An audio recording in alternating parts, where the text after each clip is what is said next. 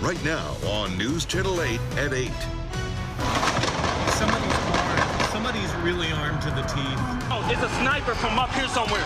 We have got to get DFD down here now. He is 1-6 right now. 169, get him here. A peaceful protest against police shootings turned into a battle zone. 5 officers killed, 7 others wounded, making this the deadliest attack on American law enforcement since 9/11.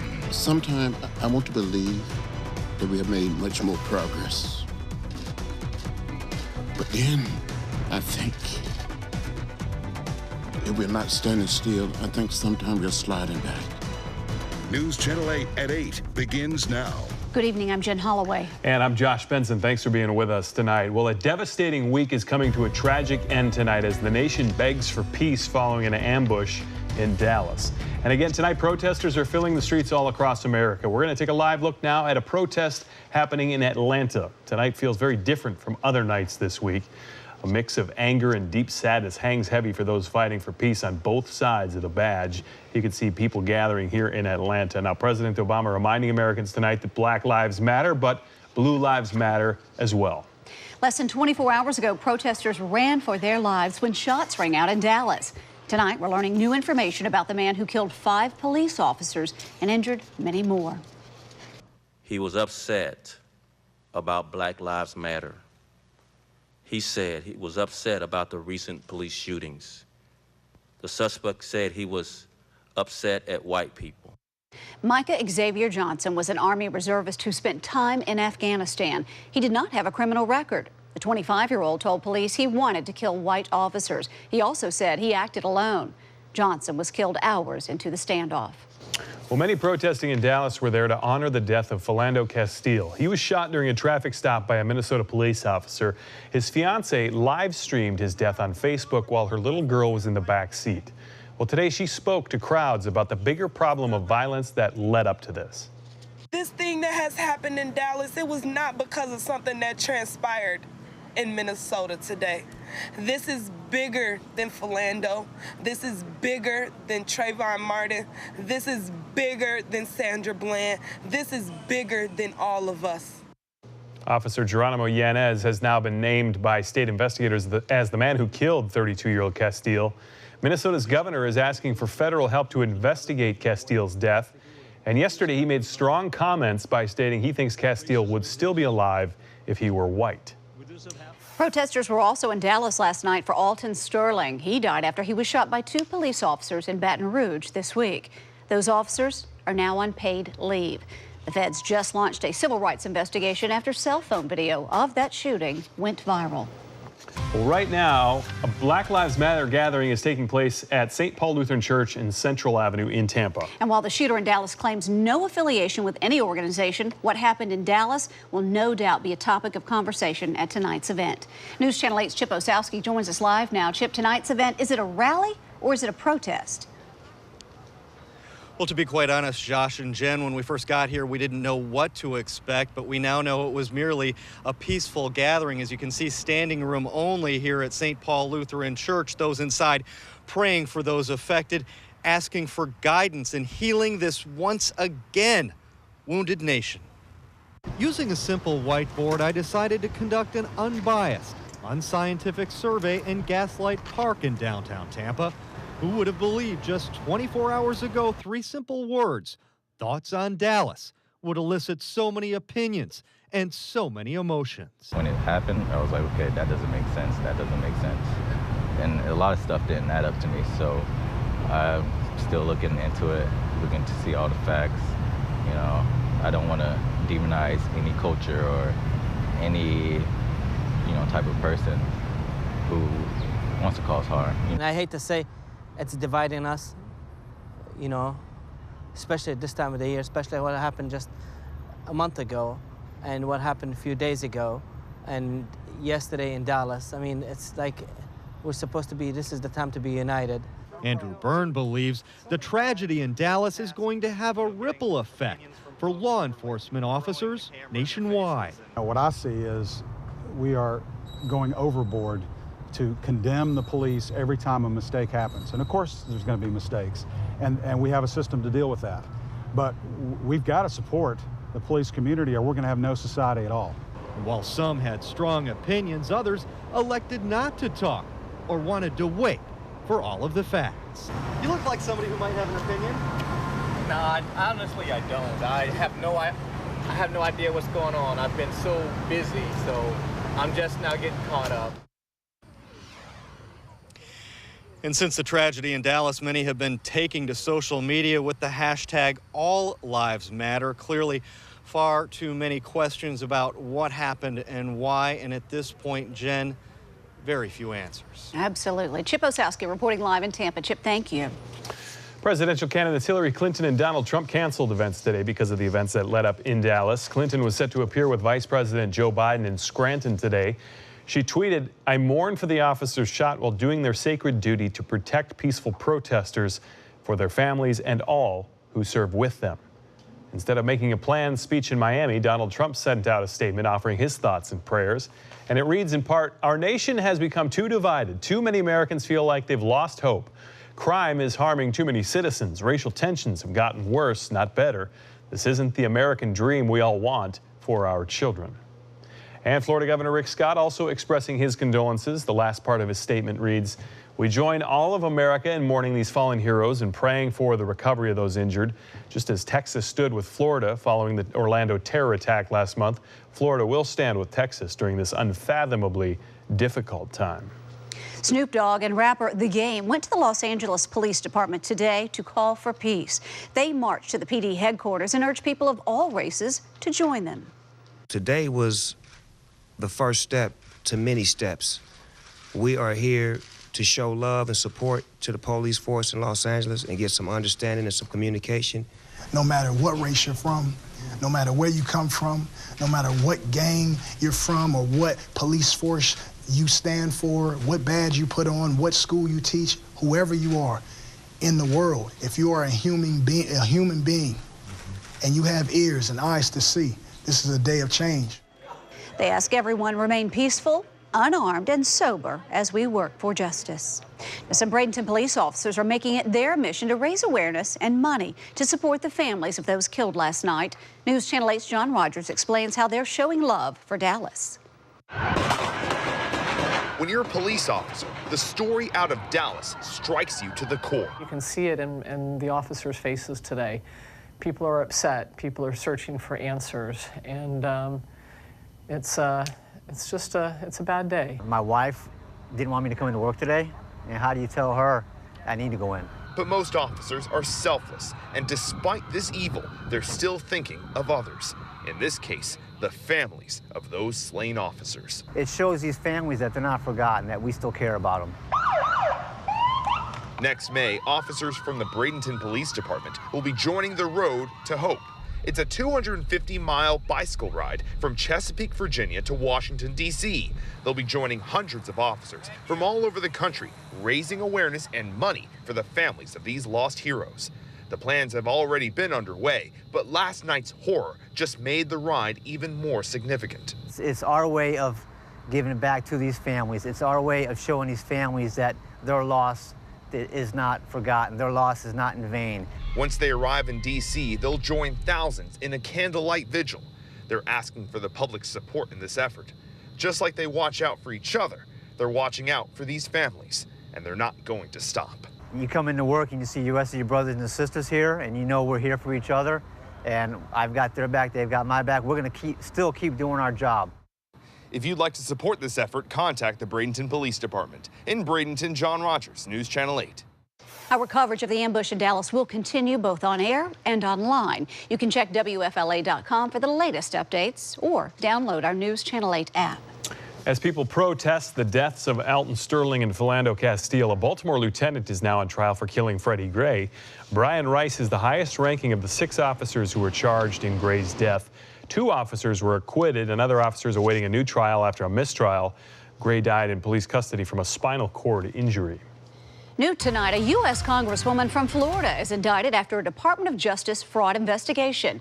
Democrat Corrine Brown appeared in federal court in Jacksonville today. The DOJ was investigating Brown for ties to a fraudulent charity. A grand jury indicted Brown for fraud, theft of government funds, conspiracy, and other charges. All right, we're getting ready to head into a weekend. Put some of this, depressing news behind us. Get to the beach, maybe find some sun. Yes. Plenty of that around here. There'll be plenty of sun at the beach this weekend, so no worries. A great one to be out because we're not going to see a whole lot of rain. So. But changes next week, maybe. Yeah, change coming next week. A little bit more rain back into the forecast, which is good because we could actually use some of it. Today officially made it up to 94 in Tampa. Near record high. Didn't you say earlier you thought it was a little cooler today, Josh? It felt like it. I felt like a couple degrees, but I was wrong. Sometimes it just depends on your exact location, what it feels like, depending if you've seen the rain or how much cloud cover you have. But officially at the Tampa airport, we made it up to 94 degrees, just shy of the record temp. But look at our feels like temperatures. Much of the Tampa Bay area, it still feels like the triple digits this evening. So going to continue to stay warm and muggy overnight. Any of the showers and storms we saw earlier have since faded away. You can see just a small shower lingering over Fort Meade, but that's dying pretty quickly. So showers wrapping up now. We'll drop back to around 80 overnight. So going to be a muggy start to the weekend and then just expect it to heat up each afternoon from there. But we'll go over that full weekend forecast for you coming up in a few minutes. All right. Thanks, Julie. Coming up next on News Channel 8 at 8 on Great 38. He was awarded the Purple Heart and the Combat Infantry Badge, and now Sergeant Jaramillo has a new place to call home. Coming up, I'll introduce you to this highly decorated war veteran and his family. You're watching Tampa Bay's most convenient primetime newscast. This is News Channel 8 at 8 on Great 38. Welcome back. After serving his country in Afghanistan, a highly decorated military war veteran and his family have a new place to call home. They certainly do. Today, retired Sergeant John Jaramillo got the keys to his 2,800 square foot home. And as News Channel 8's Anthony Allred shows us tonight, friends and family also gave him a hero's welcome. O'er the ramparts we watched. A limousine ride straight up to their front door, and a greeting by friends and family is just how retired Army Sergeant John Jaramillo and his family were welcomed to the neighborhood. Oh my God! This is beautiful. Oh my God! Look at Junior's roof, puppy. Look. I'm just expecting an empty house. Extremely grateful just for that, and then to see all this is just truly humbling and amazing. I love this house and I love this room because it's amazing and it has my favorite colors. Before owning this fully furnished 2,800 square foot home, the Jaramillo family lost their first home when the market crashed. But thanks to Pulte Group, they won't ever have to worry about losing their home again. The home is delivered mortgage-free to the Jaramillos, and we couldn't think of a better family to celebrate it with. In Ruskin, Anthony Allred, News Channel 8. Well, it's going to be a beautiful weekend. A lot of folks want to know what the weather's going to be like, and specifically, how hot is it going to get? Well, it's gonna. If you're going to be outside, you don't have to worry about too much rain, but it's going to get hot. Gonna cook out there. Yeah, you might bake a little bit out there. We're talking about heat index is just as high as we saw this past week, triple digits plus. Sunscreen. Sunscreen is a definite must because we're not going to see as much cloud cover, so you will definitely need that all weekend long. Make sure you reapply as well. That's what always gets you. Temperatures in the low to mid 90s this weekend. Inland spots even warmer. Isolated showers and storms just in the afternoon hours, but our rain chances each day at only about 20% or so. So when you wake up tomorrow morning, we'll have muggy conditions. We'll top out in the low to mid 90s tomorrow afternoon. So the heat continues for us, nearly as hot as we've seen so far this week. Outside at Freedom Plaza Retirement Center in Sun City Center, 84 degrees still at this location. Some lingering clouds around, but we didn't pick up any rain here today. So the rain, like we've been seeing, has really been hit or miss so far the last couple of days. So some of you have seen rain, some of you have been bone dry this week. At this point, any showers and storms we did see are since fading away. The last bit of them in Polk County winding down right now. And temperatures, they're still warm in a lot of spots. It's still 90 in Plant City and in Lakeland, 86 in Fishhawk. We're coming in at 88 in St. Pete. So the temperatures are warm. High pressure is in place. This is going to keep things quiet this weekend. So overnight tonight, mostly clear skies. When you wake up tomorrow morning, Lots of sunshine to start the day, and then by the afternoon hours, just a couple of showers popping up. Most of these will be away from the coast, away from the beach in our inland spots. And as we head into Sunday, similar story, high pressure still in place. So a quiet start during the morning hours, and then as we head into the afternoon, just a few showers and storms popping up, mainly east of I-75. So rain chances through the weekend looking small, near 20%, and they start to climb up as we head into next week. More seasonable rain chances expected with some deeper moisture as that ridge of high pressure backs off as we head into Wednesday and Thursday. The temperatures, though, well, they're running above average in the low to mid 90s. Coming up next on News Channel 8 at 8 on Great 38. We're at Disney where the wait time is, check this out, 0. We're going behind the scenes. I'm Adrienne Pedersen. I'll show you the Frozen experience and the new Soarin'. We'll have that and more coming up on News Channel 8 at 8, right here on Great 38.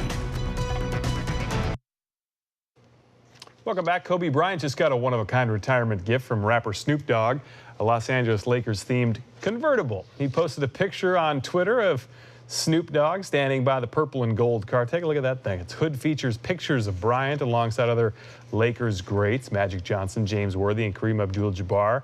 The biggest picture is one of Snoop himself in a Lakers jersey. Bryant retired from the Lakers after 20 seasons in L.A.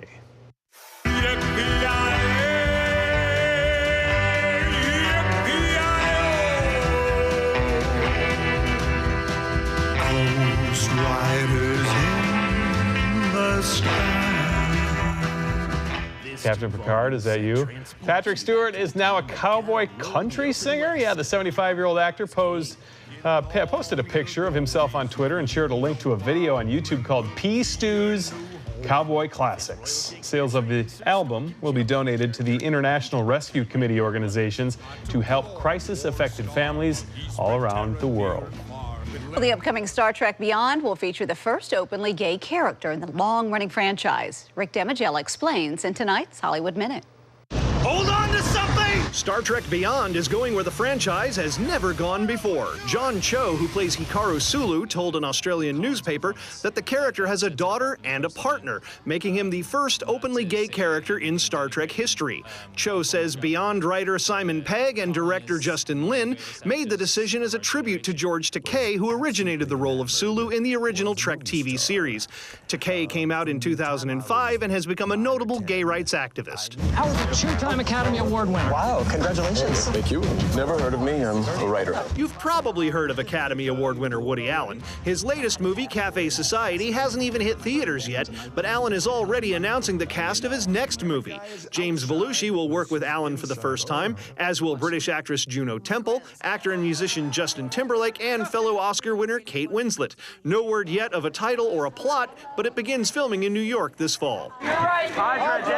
Warner Brothers has announced a release date for its upcoming reboot of Tomb Raider. Variety reports the movie starring Oscar winner Alicia Vikander as Lara Croft will swing into theaters March 16th, 2018. For Hollywood Minute, I'm Rick Damigella.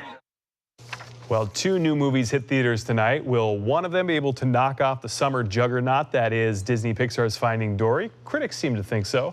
They predict another animated film will reign supreme, The Secret Life of Pets.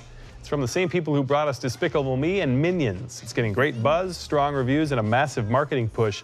Analysts expect an opening weekend of at least $70 million. 70, that's what I said. Well, the forecast isn't as rosy for this weekend's other new wide release. Mike and Dave Need Wedding Dates. Zac Efron and Adam Devine are a pair of party guys who more than meet their matches in Anna Kendrick and Aubrey Plaza. Box office watchers figure the raunchy rom-com will debut in around $15 million. Early reviews aren't great, but it has a 47% critic rating. It does have a 71% audience rating. Well, Disney's Frozen makeover is finally complete, and tonight, Adrienne Pedersen takes us behind the scenes of Epcot's newest attractions. We're here at Anna and Elsa's vacation home where they spend the summers, and this is modeled after a real Norwegian house. But you know, perhaps the coolest part about all of this is when you get to go inside and talk to the ladies themselves. I was gonna ask if Elsa would bring Olaf here today, but he's busy working on his suntan. Just a few feet away, Frozen Ever After takes you through Arendelle. We hopped on a boat and went all the way to Elsa's Ice Palace. Now let's switch gears and take you inside the new Soarin'. This time you get to go all over the world instead of just California. We just got out of Soarin' and absolutely loved it. All of the attractions we showed you today are now open in Epcot. From Disney World, I'm Adrienne Pedersen, News Channel 8. Coming up next on News Channel 8 at 8 on Great 38. Coming up, Tampa Mayor Bob Buckhorn and Police Chief Eric Ward react to the shootings in Dallas and talk about how social media may have played a role. Today on Better Call BEHNKEN, I uncover a new twist to a scam that can not only take your money, but put your loved ones in harm's way. Coming up, I have the information you need to keep your family safe. The owner of this Volkswagen Passat says she's afraid to drive it because the airbag might kill her, but she's stuck with it until further notice.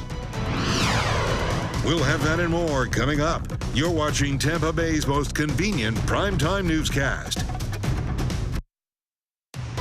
You're watching Tampa Bay's most convenient primetime newscast. This is News Channel 8 at 8 on Great 38. Here are Josh Benson and Jen Holloway. Our coverage continues now with the aftermath of an ambush in Dallas. Let's take a look at this video here. It's live video coming in from a march in Philadelphia. Protesters there, as you can see, they're right there in the middle of the street. They're standing still and stopping traffic at a major intersection there. This is just one of the cities where protests are taking place tonight, and we're keeping an eye on two of the biggest ones. This one in Philadelphia, another one. Take a look at this one. This is in Atlanta. This is probably 10 times bigger than the one in Philly. This is downtown. It's not too far from the CNN building and the Georgia Aquarium. Now you can see a tremendous crowd has gathered there. Police are stopping them actually from going over one of the crossways, crossing a bridge, the overpasses there near the downtown area. Now you can see a lot of that's Georgia State Patrol right there in blue. They're blocking the roadway. They've got their cars. I don't see any weapons drawn, so it looks like it is peaceful so far. But when you've got a crowd that large, things can get very tense very fast. We'll keep an eye on both of these protests for you tonight throughout the evening. Well, many Bay Area police departments are paying their respects to the officers killed in Dallas with a simple black band over their badges. Jeff Patterson was in Tampa, where Mayor Bob Buckhorn condemned the attacks while offering support for his officers. In Bradenton, in Citrus County, and even at USF, officers are wearing simple black bands over their badges as support for the officers killed in Dallas. This is obviously a sad day. Sad for America, sad for the city of Dallas. Tampa Mayor Bob Buckhorn went out this morning to offer support to his police officers at roll call, later calling the killings in Dallas a calculated massacre. This was done by design. This was done with malice. This was done with hatred. This was done with intent. And there will be a price to pay. Buckhorn recalled civil unrest that happened in Tampa when he was an aide for Mayor Sandy Friedman in the late 80s, saying the city has been working ever since then to improve its relationship with the black community. Do we have challenges? Yes. Do we have problems in this country? Yes, we do. But violence is not the answer.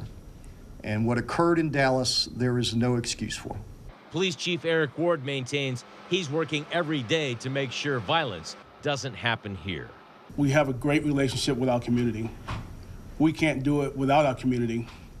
We've put measures in place over the last year that have strengthened that bond with our community. The relationship with our community can't be any better. Chief Ward says he always encourages his officers to get out into the community, to walk and talk with people, and now that becomes even more important. Jeff Patterson, News Channel 8.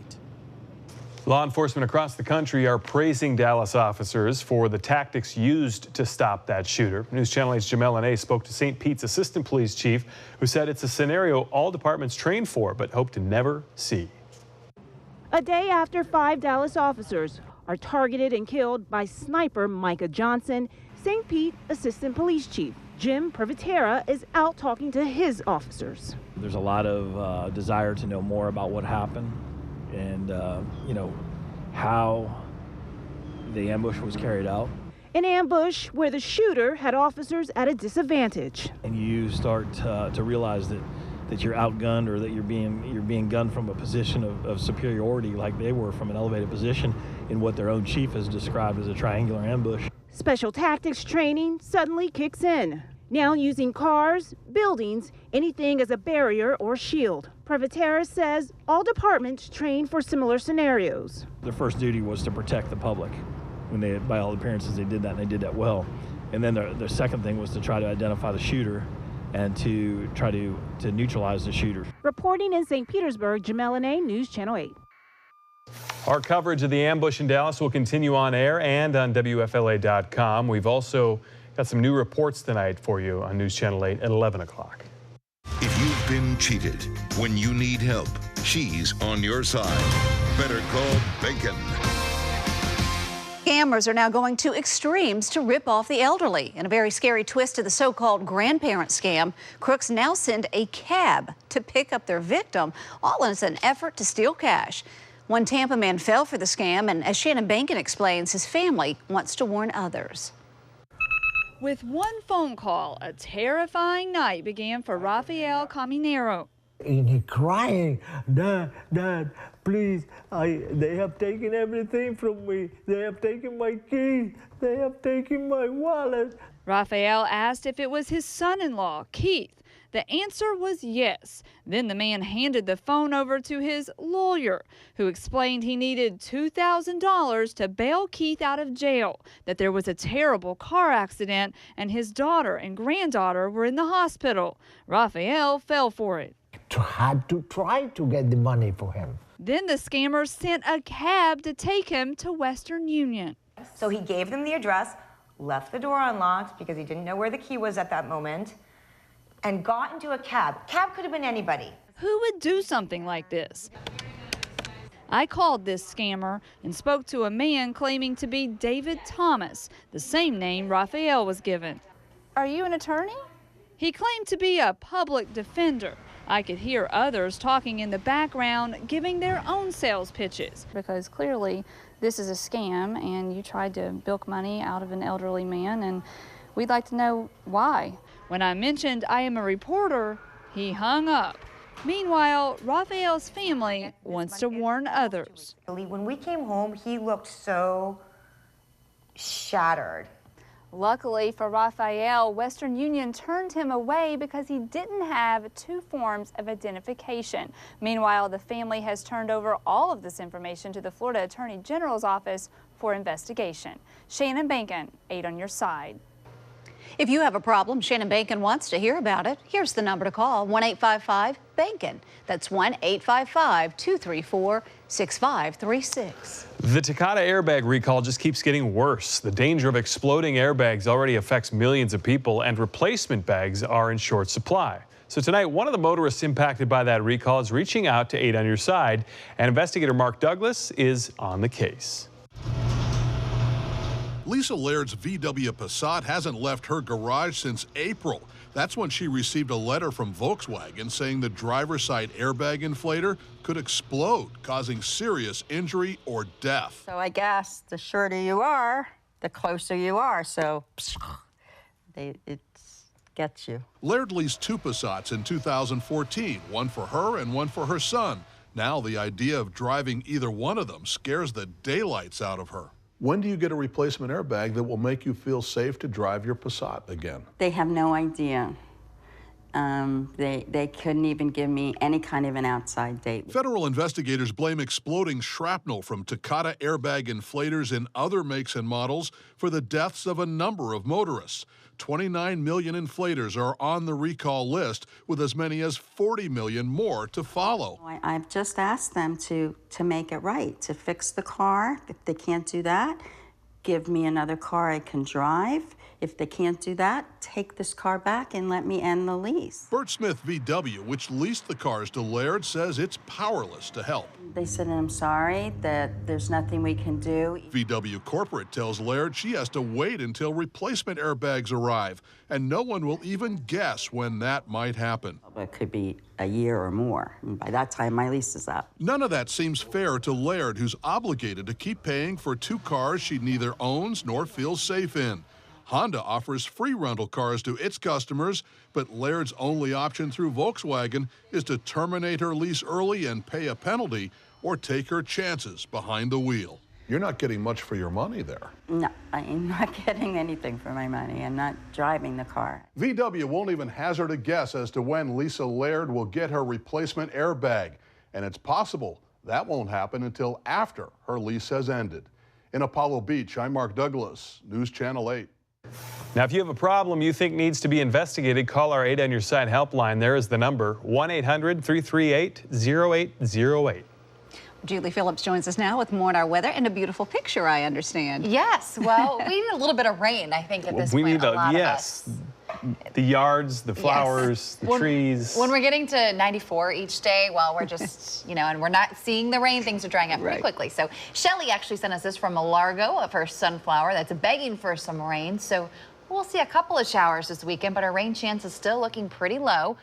Current temperatures low to mid 80s, even still the upper 80s in a few spots. It's 89 in Tampa, 88 in St. Pete. Dew points sitting in the mid 70s. So when you factor in the dew points with the temperatures, feels like the triple digits for pretty much all of us during the afternoon hours. And slow to cool off this evening. No rain left on the radar. Any of the showers we had around earlier have since faded away. And heading through the weekend, we'll stay just as warm as we've been this week in the low to mid 90s. Heading into next week, our rain chances running maybe a little bit closer to average, but still hot like we'd expect during the summertime months. The good news is, though, once we start to get into next week, we start to break into more of our summertime pattern. We'd expect more with more widespread showers and storms. Okay, we need it. Certainly do. Thanks, Julie. Coming up next on News Channel 8 at 8 on Great 38. These new traps are designed to catch mosquitoes that can potentially carry Zika. I'll explain where these traps are going in Polk County and how mosquito control is working to keep you safe. This is News Channel 8 at 8 on Great 38, Tampa Bay's most convenient primetime newscast. Welcome back. Polk County agencies are making sure they're ready for the possibility of a locally transmitted case of Zika virus, meaning someone bitten and infected by a mosquito here. As Melissa Marino shows us, mosquito control is now using new traps to help fight Zika. These traps are designed to catch the specific mosquitoes that can carry the Zika virus. The key is these crystals smeared with human scent, which mosquitoes like. Ooh, you think that's what we smell like? Yeah. The traps are being placed around the county at places like cemeteries and junkyards where there's lots of standing water. They're container breeders. They can breed in very small containers.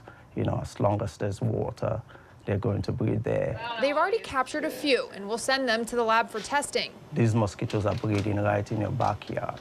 The goal is to see how large the population is and keep a close eye on it. It's very important for us to know if they're here, how much, how large the population is, because those are the risk factors for us getting, local transmission. In Polk County, Melissa Marino, News Channel 8. How about some weather, Julie? And things looking pretty good for us as we head throughout the holiday weekend. You can see here's a nice photo from Danita and taken from Andrew Dees. Head over to our Facebook page on Storm Team 8 WFLA if you want to share some photos with us, and on Twitter as well. We always love to see your weather photos, so be sure to share them with us. And let's take a look at your forecast. Waking up tomorrow morning, warm start to the day, temperatures close to 80 degrees. As we head into the afternoon, we'll top out in the low to mid 90s, bringing in just about a 20% chance of showers and storms. So looking at another mostly dry day. And you can see our view from Innisbrook out in Palm Harbor. Nice view right now. Still coming in at 86 degrees, though, this evening. So a warm one pretty much across the board. On the radar, though, things have quieted down. We did see some scattered showers and storms earlier today. So if you were lucky, you did see a quick downpour move through your area. But a lot of us stayed dry once again. And at this point, all of the showers and storms have now come to an end. So it's going to stay pretty quiet for the rest of this evening as we head into the overnight hours. Mostly clear skies. Waking up tomorrow morning, warm start to the day, close to 80 degrees. And then as we head into the afternoon hours, a slim rain chance, mostly dry and hot once again. We're back up into the low to mid 90s.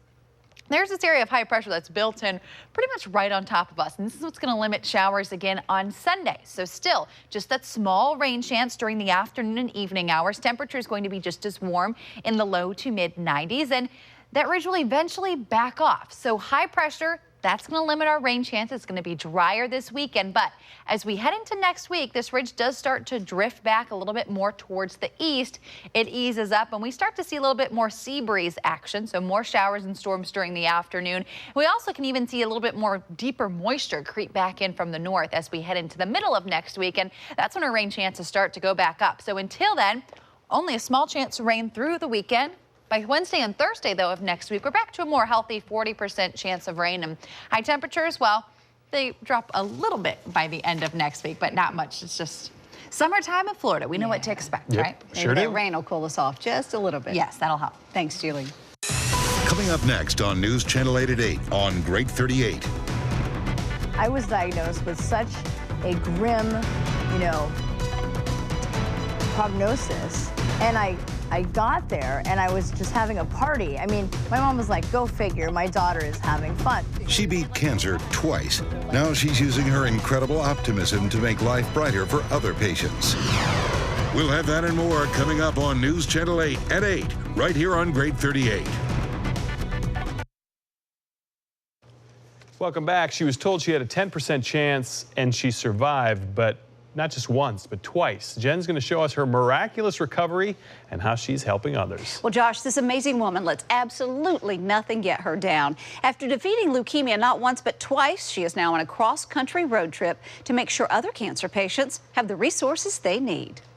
So the entire 3-hour drive to City of Hope was me laying down, dancing in this gurney, terminal cancer, with the guy up front, Tom Cruise singing, and me flirting with the bald man. That's just one example of how Rachel Schur faced terminal cancer, sharing her sense of humor and smile with others. Something she's always been known for, a big smile. And while the radiation treatments and chemo did not destroy her positive attitude, it did take a toll on her teeth. I lost 10 molars. I have 1 molar and then my front teeth. I still smile just as fabulous as I did when I had a full set of teeth. So she's now sharing her smile with other cancer patients across the U.S. on her You Can tour, promoting the Cancer Advocacy Action Network. Part of this road trip is going across the country and meeting with cancer patients at cancer hospitals, through cancer organizations, everywhere that we go, and sharing the information that I learned about how to prevent your teeth from falling out and how to restore your teeth after it's already happened to you. She's compiled all the information together and presents it to patients in these beautiful bags she made herself. So we made like over 100 for the trip.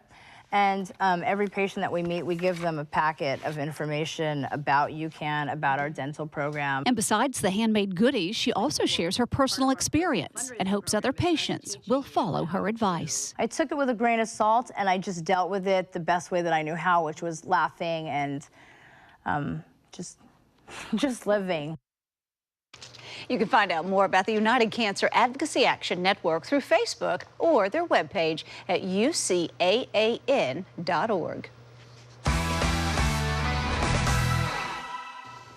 Well, he was snubbed on All-Star Voting Day, and the last gasp effort to get the Rays' Evan Longoria into next week's Major League All-Star game also came up short. Longoria did not win the final vote competition put on by MLB. Nope, Michael Saunders of the Toronto Blue Jays gets in thanks to 17.7 million votes, mostly Canadian votes. Despite a big push by the Bay Area and the state of Florida, Longo finished 5th in the voting. Longoria was hoping to make his 4th All-Star game. Now he can only get in as a replacement player, which is usually difficult for an infielder. And Longo and the Rays up in Fenway Park. As we speak, Logan Forsythe hit a bomb over the green monster. Solo shot that gave the Rays a temporary lead. David Ortiz also homered. He put the Red Sox back on top, but the Rays have cut it to 4-3 right now in the 5th. Now, when the Olympic Games begin in Rio in less than a month, the swimming competition will include Jordan Auger, representing the Caribbean nation of St. Lucia.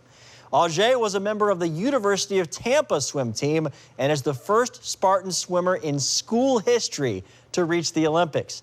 Among the events, Auger will swim the popular 50-meter freestyle. And tomorrow night, right here on News Channel 8, the U.S. Olympic trials continue with gymnastics and track and field. Our attention will be on that man right there, USF track star Matthew O'Neill, who posted the best qualifying mark in the triple jump Thursday night. His jump of 16.97 meters, for us Americans, we call that 55 feet, 8 inches, meets the Olympic standard. O'Neal will have to do that and more tomorrow night, though, if he's going to finish in the top 3 to make it to Rio. And the great Roger Federer saw his bid for an 18th career major title come to an end this morning in the semifinals at Wimbledon. Federer had a chance to close out Canada's Milos Raonic in 4 sets. He could not do it. And Raonic took the 5th set easily as Federer dealt with a leg issue. Raonic moves on to play the British favorite, of course, Andy Murray, who reached his 3rd Wimbledon final today. So congratulations to the man from Canada and the other man from Canada, Michael Saunders. That's great. Federer's been in the game a long time. He's almost 35, and some fans thought, are we ever going to see him at Wimbledon again coming into this year? So next year, here we go again. Are we going to see him again? I take that back. I'm older than he is. I'm going to shut up now, and we're going to move right along. Foot in the mouth. Stay close. We'll be right back. Well, the ambush in Dallas is raising tensions tonight all across the country. A large rally in Atlanta is growing. Here's a live look at that rally. A huge crowd protesting police violence. Georgia State Patrol right there at the front of that crowd, hundreds behind them, and they're preventing them from crossing an overpass there in the downtown area. They've been here for about 30 minutes now. We've not seen any violence break out, but we have seen this crowd grow. We're keeping an eye on several protests across the country. We're going to update you on WFLA.com and News Channel 8 at 11. Of course, you can always download our app as well. Yeah, and this isn't the only place they're having these protests around the country. Several other places, Philadelphia, Atlanta. There was one up earlier in St. Paul, Minnesota. But as you had mentioned, they're peaceful at this point, which is good to see, even though the law enforcement contingent is growing. Voice your opinion, just don't voice violence. Right, exactly. Please. All right, well, we're going to check that forecast really quick to just see where, it's going to be hot, Yeah, it's regardless. Gonna be hot. Regardless, that's pretty much what we're looking at the next couple of days. Muggy tomorrow morning, too. Okay, thanks so much. Thanks, guys, for joining us. See you again tomorrow night. Have a good night.